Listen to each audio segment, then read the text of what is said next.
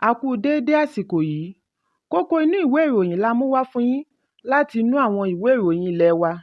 Orúkọ tèmi ni Ọmọgbémisọ́lá ọmọ Alọ́gọ̀madẹ̀.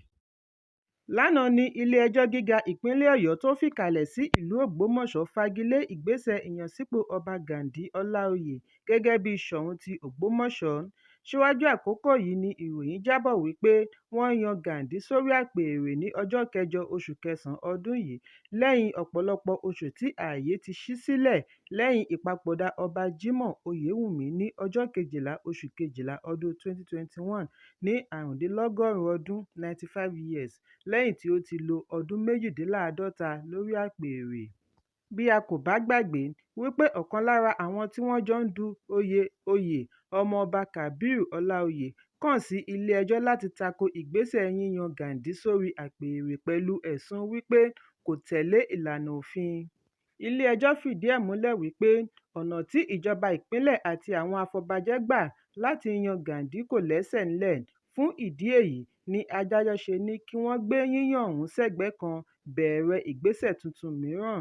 Ṣùgbọ́n ẹnìkan láàfin fìdí ẹ̀ múlẹ̀ fún akọ̀ròyìn wípé àwọn yóò ṣe ẹ̀sùn kòtẹ́milọ́rùn sí ilé-ẹjọ́ bí ó ti rọ ará ìlú kí wọ́n ṣe sùúrù. Ẹ̀kúnrẹ́rẹ́ ìròyìn yìí wà nínú ìwé ìròyìn Punch tó jáde lónìí. Ẹ̀kọ́ yóò ṣojú mímu lónìí ní ilé-ẹjọ́ tó ga jùlọ bí adájọ́ ò ṣe gbé ìdájọ́ kalẹ̀ lórí awuyewuye èsì ìdìbò ààrẹ láàrin ẹgbẹ́ òṣèlú tó ń bẹ lóde All Progressives Congress (APC) àti àwọn ẹgbẹ́ alátakò People's Democratic Party (PDP) àti Labour Party. Gbogbo wọn ni wọ́n fi ìdánilójú wọn hàn wípé dúdùn lọsàn ó so. PDP àti Labour Party ni wọ́n pe ẹjọ́ tako kíkéde ààrẹ Bọ́lá Tinubu gẹ́gẹ́ bí olúborí nínú ìdìbò ọjọ́ 25 oṣù kejì ọdún yìí. Nínú oṣù kẹsàn-án ní ilé-ẹjọ́ tribunal tó ń gbọ́ awuyewuye èsì ìdìbò dá ìpẹ̀jọ́ wọn nù wípé kò lẹ́sẹ̀ ńlẹ̀. Èyí kò tẹ́ wọn lọ́rùn bí àwọn olùdíje wọn Atiku Abubakar láti ẹgbẹ́ òṣèlú PDP àti Labour Party Peter Obi ṣe kàn sí ilé-ẹjọ́ kòtẹ́milọ́rùn. Ọjọ́ Ajé ọ̀sẹ̀ yìí ni ilé-ẹjọ́ tó ga jùlọ gbọ́ ìgbẹ́jọ́ wọn. Ọjọ́rú ni wọ́n kéde wípé ìdájọ́ yóò wáyé lónìí Ọjọ́bọ̀. Adarí ìròyìn fún ilé-ẹjọ́ Dókítà Festus Akande sọ fún akọ̀ròyìn lórí ẹ̀rọ ìbánisọ̀rọ̀ wípé àwọn ti fi ìdájọ́ lórí ẹ̀sùn tí Atiku àti Obi pè sí òní Ọjọ́bọ̀. Ṣùgbọ́n nígbà tí wọ́n ń fèsì, àwọn ẹgbẹ́ òṣèlú mẹ́tẹ̀ẹ̀ta yìí fi àrídájú wọn hàn wípé ìdájọ́ yóò gbè wọ́n. Ẹ̀kúnrẹ́rẹ́ ìròyìn yìí wà nínú ìwé ìròyìn Punch tó jáde lónìí. Ilé-ẹjọ́ tó ga jùlọ ti gbé ìgbìmọ̀ ẹlẹ́ni méje dìde tí yóò gbé ìdájọ́ kalẹ̀ lórí ẹjọ́ kòtẹ́milọ́rùn tí Atiku Abubakar àti Peter Obi pè tako ìdájọ́ ilé-ẹjọ́ tribunal tó ń gbọ́ awuyewuye lórí èsì ìdìbò ààrẹ. Àwọn méjèèjì pàdánù ẹ̀sùn tí wọ́n pè wípé kí ilé-ẹjọ́ da ìbò tí ó gbé ààrẹ Bọ́lá Tinubu wọlé nù. Lẹ́yìn èyí ni wọ́n kàn sí ilé-ẹjọ́ tó ga jùlọ. Lára àwọn adájọ́ tí yóò gbé ìdájọ́ mánigbàgbé òní kalẹ̀ láti rí Inyang Okoro, Nwani Abba Aji, Lawal Garba, Ibrahim Saulawa, Adamu Jauro, Abubakar Tijani àti Emmanuel Akomaye Ajim. Atiku tí ó ṣe ipò kejì nínú ìdìbò àti Obi tí ó ṣe ipò kẹta ni wọ́n jọ fìdí ẹ̀ múlẹ̀ wípé Tinubu kò ní iye ojúlówó ìbò láti sọ ọ́ di olúborí. Nínú ẹ̀sùn 5 tí wọ́n pè tako ààrẹ Tinubu, 3 nínú rẹ̀ ni ó mórí bọ́ dé ilé-ẹjọ́ kòtẹ́milọ́rùn. Kí ìgbẹ́jọ́ tó wáyé ní ilé-ẹjọ́ tribunal ni wọ́n ti jọ̀wọ́ 2. Nígbẹ̀yìn 2 péré ni ó dé ìpele tí ó gbẹ̀yìn ní ilé-ẹjọ́ kòtẹ́milọ́rùn.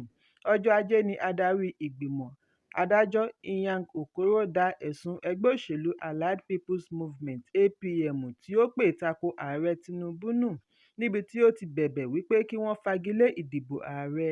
Lẹ́yìn èyí ni ẹgbẹ́ APM jọ̀wọ́ ẹ̀sùn yìí bí ìgbìmọ̀ adájọ́ ṣe ní kò wúlò fún ìgbẹ́jọ́. Ẹ̀sùn 2 tí ó mórí bọ́ ni ẹ̀sùn igbákejì ààrẹ ìjẹta Atiku Abubakar àti gómìnà àná fún ìpínlẹ̀ Anambra Peter Obi. Ẹ̀kúnrẹ́rẹ́ ìròyìn yìí wà nínú ìwé ìròyìn Vanguard tó jáde lónìí. Aya gómìnà àná fún ìpínlẹ̀ Èkìtì Bísí Fáyẹmí ti fìdí ẹ̀ múlẹ̀ wípé orílẹ̀-èdè Nàìjíríà ni ó ní iye ọmọdé tí wọ́n ṣì lọ ilé ọkọ jù tí í ṣe mílíọ̀nù 22 ní gbogbo ìwọ̀ oòrùn adúláwọ̀. Ó sọ eléyìí níbi ìpàdé àti ìdánilọ́lá tí wọ́n pe àkọlé rẹ̀ ní Repositioning Women for Greater Impact tí ó wáyé lánàá Ọjọ́rú ní ìlú Àbújá. Fáyẹmí ní ilẹ̀ Nàìjíríà kò ní ipa púpọ̀ lórí ipò ìpín ọgbọọgba gender equality àti ìrónilágbára fún àwọn obìnrin, bí ó ti fi kún un wípé ìdàgbàsókè yìí lè má wá sí ìmúṣẹ títí ọdún 2030. Ó ní obìnrin orílẹ̀-èdè Nàìjíríà wà lára àwọn tí wọ́n kàwé jù tí wọ́n tún lọ́rọ̀ jù ní Áfíríkà, ṣùgbọ́n èyí kò túmọ̀ sí ipò òṣèlú, nítorí ìpele yíyan obìnrin òṣèlú ti lọlẹ̀ nígbà ìdìbò gbogbogbò tí ó wáyé ní ọdún 2011, 2015, 2019 àti 2023. Ó ní Nàìjíríà kì í ṣe orílẹ̀-èdè tí kì í fẹ́ yan obìnrin sípò nìkan, bákan náà ni wọn kò ṣe ìgbélárugẹ fún ìpín ọgbọọgba láàrin ọkùnrin àti obìnrin gender equality. Fáyẹmí tẹ̀síwájú wípé a nílò láti fààyè gba obìnrin nínú ọ̀rọ̀ òṣèlú, kò ní fi ṣe ipò, nítorí gbogbo wa la ní ojúṣe bẹ̀rẹ̀ láti gbogbo ibi tí a bá fọkàn sí. Nínú èsì rẹ̀, gómìnà ìpínlẹ̀ Kwara Abdulrahman Abdulrazak gbóríyìn fún àwọn obìnrin fún ìpéjọ tí yóò ṣe ìgbélárugẹ fún ìyípadà tí wọ́n ń fẹ́.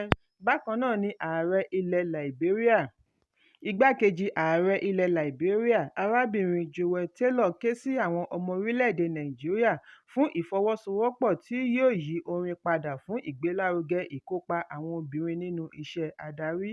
Ẹ̀kúnrẹ́rẹ́ ìròyìn yìí wà nínú ìwé ìròyìn Vanguard tó jáde lónìí. Alága àná fún àjọ tó ń gbógun ti ìwà àjẹbánu àti ìṣòwò ìlú kúmọkùmọ Economic and Financial Crimes Commission EFCC Abdulrasheed Báwà ti gba ìyọ̀ǹda kúrò nínú àhámọ́ lẹ́yìn oṣù 5.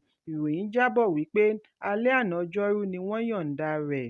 Bí a kò bá gbàgbé wípé àjọ ọ̀tẹlẹ̀múyẹ́ Department of State Services DSS ni ó fi ọwọ́ ṣìkún òfin mú Báwà lẹ́yìn wákàtí díẹ̀ tí wọ́n jáwé gbélé ẹ̀ fún un láti ọ̀dọ̀ ààrẹ Bọ́lá Tinubu lórí ẹ̀sùn àṣìlò ipò. Láti ìgbà tí wọ́n ti mú un, àjọ ọ̀tẹlẹ̀múyẹ́ kò pè é lẹ́jọ́ tàbí sọ pàtó kókó àṣemáṣe rẹ̀, ṣùgbọ́n ní ọjọ́ 12 oṣù kẹwàá ni Tinubu yan Ọlánípẹ̀kun Olúkóyèdé gẹ́gẹ́ bí alága tuntun fún àjọ EFCC kí ilé ìgbìmọ̀ tó fìdí ẹ̀ múlẹ̀ ní ọjọ́ 18 oṣù kẹwàá ọdún yìí. Ẹ̀kúnrẹ́rẹ́ ìròyìn yìí wà nínú ìwé ìròyìn Daily Post tó jáde lónìí. Mínísítà fún agbègbè ilé ìjọba ìlú Àbújá Nyesom Wike ti sọ wípé gbogbo ìgbésẹ̀ rẹ̀ gẹ́gẹ́ bí mínísítà ló ní àbójútó, òun kò sì ní fi ààyè gba aṣinilọ́kàn láti orí ẹ̀rọ ayélujára.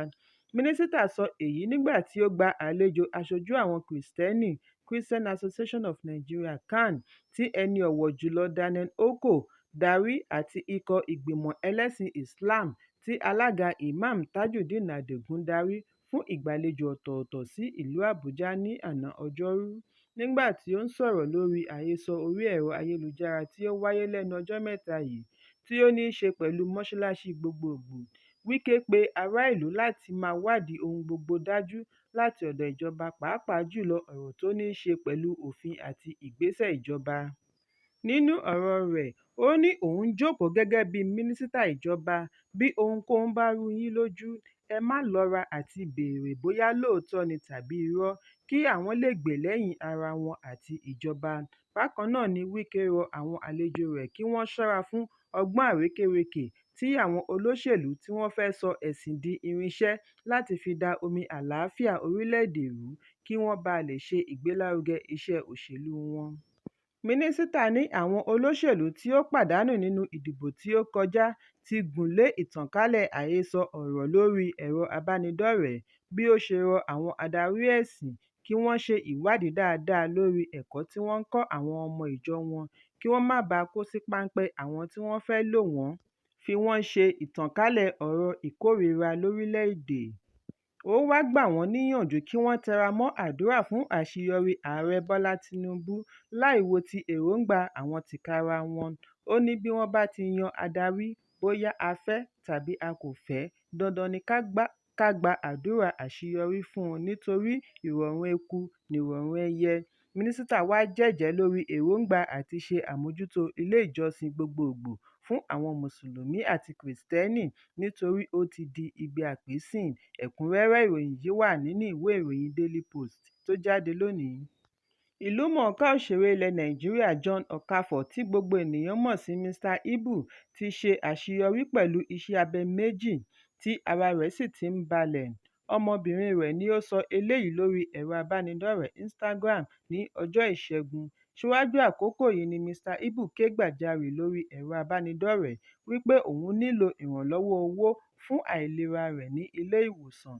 Àyẹ̀wò ṣe àfihàn wípé Mr Ibu nílò iṣẹ́ abẹ ní kíákíá. Àwọn ọ̀rẹ́ àti olólùfẹ́ rẹ̀ gbárùkù tì í pẹ̀lú ìrànlọ́wọ́ owó fún iṣẹ́ abẹ tí ó fẹ́ ṣe. Ọmọ Mr Ibu gbóríyìn fún bàbá rẹ̀. Ó ní pẹ̀lú gbogbo ohun tí ó ń là kọjá, ó ṣì ń dọ̀wẹ́kẹ̀. Fún ìdí èyí, òun ní ìgbàgbọ́ wípé ara bàbá òun yóò yá pátápátá. Ó wá pinnu wípé bí Ọlọ́run bá ṣì wà láàyè, bàbá yìí yóò borí ìṣòro àìsàn. Bẹ́ẹ̀ làwọn olólùfẹ́ àti alátìlẹyìn Mr Ibu fi àdúrà ránṣẹ́ fún ìmúlárale kíákíá. Ẹ̀kúnrẹ́rẹ́ ìròyìn yìí wà nínú ìwé ìròyìn The Guardian tó jáde lónìí.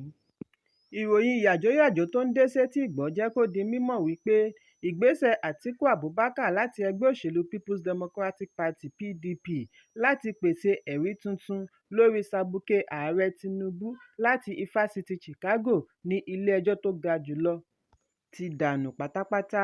Gbogbo ẹjọ́ láti ọ̀dọ̀ akọ̀wé àgbà Ifásitì Chicago Caleb Westberg ní ilé-ẹjọ́ kọ̀ sílẹ̀ látàrí wípé gbèdéke 100 ọjọ́ fún irúfẹ́ ẹjọ́ bẹ́ẹ̀ ti kọjá. Adájọ́ Okoro fìdí ẹ̀ múlẹ̀ wípé níwọ̀nba ìgbà tí ọjọ́ ti lọ lórí àwọn ẹ̀rí wọ̀nyí, ilé-ẹjọ́ kò lè gba ẹ̀sùn tuntun lórí rẹ̀ mọ́. Wọ́n ní ìgbésẹ̀ Àtíkù láti ṣe àgbékalẹ̀ ẹ̀sùn tuntun kí ìgbẹ́jọ́ lè túbọ̀ sún síwájú kò lẹ́tọ̀ọ́. Bákan náà ni wọ́n ní Àtíkù kò lè sọ ìdí tí ó fi jẹ́ kí ilé-ẹjọ́ tribunal parí ìgbẹ́jọ́ rẹ̀ kí ó tó pèsè ẹ̀rí ọwọ́ rẹ̀. Bí ó ti sọ wípé àwọn agbẹjọ́rò Àtíkù kò ṣiṣẹ́ wọn bí iṣẹ́ láti pèsè ẹ̀rí láti Ifásitì Chicago. Ẹ̀kúnrẹ́rẹ́ ìròyìn yìí wà nínú ìwé ìròyìn The Nation tó jáde lónìí. Kókó inú ìwé ìròyìn àsìkò yìí kò ní jù báyìí lọ. Ẹ pàdé mi ní ìrọ̀lẹ́ fún àkọ́tun. Kí a tó lọ, ẹ má ṣaláì fi àríwísí yín ránṣẹ́, ìyẹn comment, kí ẹ sì bá wa subscribe sójúnà wa lórí YouTube kí Kókó Inú Ìwé Ìròyìn lè máa tẹ̀ yín lọ́wọ́ ní kíákíá.